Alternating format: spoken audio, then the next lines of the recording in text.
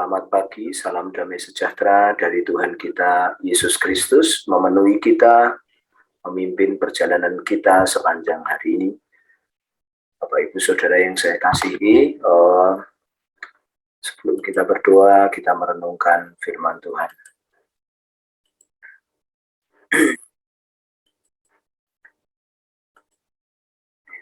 Judulnya adalah Tuhan membuka mata rohani. Lukas 24 ayat 31 sampai 32. Demikian firman Tuhan, ketika itu terbukalah mata mereka dan mereka pun mengenal Dia, tetapi Ia lenyap dari tengah-tengah mereka. Kata mereka seorang kepada yang lain, bukankah hati kita berkobar-kobar ketika Ia berbicara dengan kita di tengah jalan? Dan ketika Ia menerangkan kitab suci kepada kita.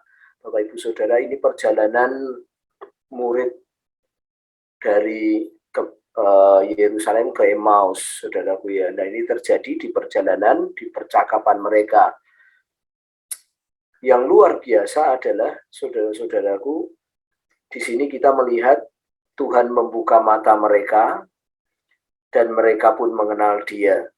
Ya, saudara-saudaraku, tetapi kalau kita baca perikopnya, sebenarnya mereka tidak menyadari bahwa yang sedang berbicara itu adalah Tuhan Yesus kepada mereka.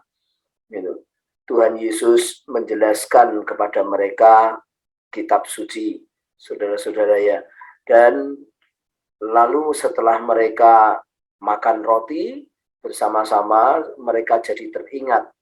Dan hati mereka berkobar-kobar ketika Tuhan Yesus berbicara dengan dia di tengah-tengah jalan itu. Saudara-saudara, dua hal ini yang saya ingin saudara-saudara juga ikut berdoa, membuka mata rohani setiap orang di Indonesia. Banyak sekali saudara-saudara orang mata rohaninya tertutup. Padahal mereka mengerti, pikiran mereka mengerti, kehidupan mereka juga memahami hal itu ada di tengah-tengah mereka. Tetapi mata mereka tertutup dan kita mendapat satu cerita di kitab suci, Tuhan membuka mata mereka dan mereka mengalami Kristus, mereka berkobar-kobar. Saudara-saudara.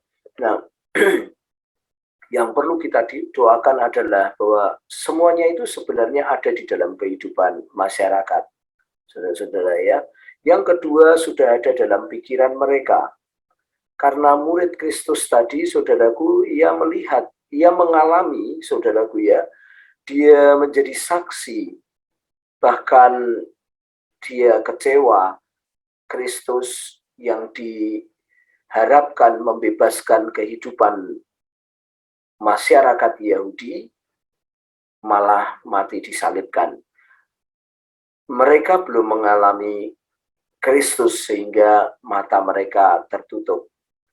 Ya, perlu dikontekkan dalam kehidupan Kristus, saudara-saudara, bahwa apa yang terjadi di dalam kehidupan mereka, apa yang terjadi di dalam kehidupan bermasyarakat itu, saudara-saudaraku, perlu kita kontekkan dalam kehidupan Kristus. Nah, saudara-saudara, perlu kita berdoa, sebab Kristuslah yang membuka mata rohani mereka. Saya berkali-kali menjelaskan, tetapi ketika Kristus tidak membuka mata rohani, ya mereka tetap diam saja, saudara ya.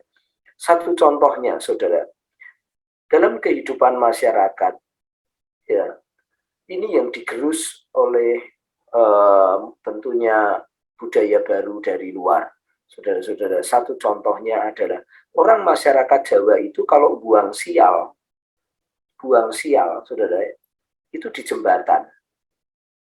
Kalau nggak di jembatan, di perempatan. Saudara-saudara ya. Mereka memahami Jembatan itu, saudaraku, kita paham bahwa jembatan itu adalah jembatan antara manusia menuju keselamatan, menuju kepada Kristus, saudara-saudara. Atau perempatan itu bicara soal salib. Tetapi ketika kita hanya menjelaskan tanpa memohon supaya Tuhan membukakan mata rohani mereka, gitu, tidak terjadi. Bahkan sekarang, saudaraku, itu dianggap musyrik katanya, saudara ya.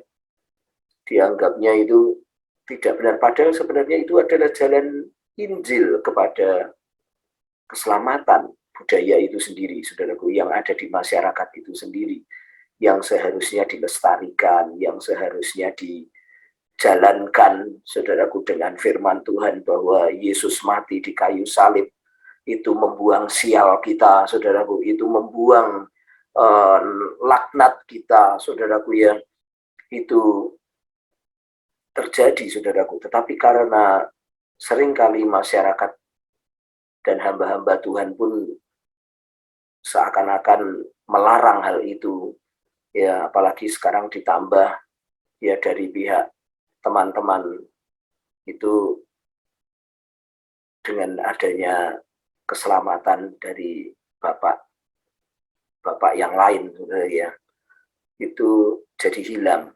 Padahal budaya itu adalah budaya untuk menjelaskan masyarakat itu datang kepada Injil, sehingga mereka mengalami Kristus, mereka membara, hati mereka jadi berkobar-kobar, saudara-saudara, mereka memiliki kehidupan yang baru, saudara-saudara. Oleh karena itu, saudara, mari kita berdoa supaya bagi masyarakat-masyarakat yang masih memakai hal-hal itu dalam kehidupan mereka, yuk kita kontekkan kepada kehidupan Kristus, kehidupan yang menyelamatkan, kehidupan yang benar-benar hidup, saudara ya, dan mereka mengalami sungguh-sungguh. Dan banyak sekali ideologi-ideologi yang lain justru masuk menggantikan hal itu. Mari kita doakan ideologi itu sehingga mata mereka terbuka, sehingga mereka mengalami Kristus. Saudara-saudaraku, ada satu budaya, saudaraku, yang selalu saya katakan kepada orang yang bekerja dengan saya.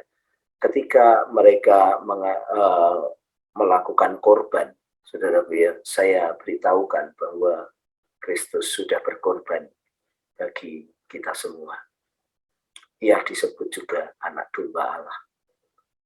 Sama, mari kita berdoa supaya Tuhan membuka pikiran. Ideologinya diganti menjadi ideologi yang benar, ideologi kasih Tuhan. Mari kita berdoa.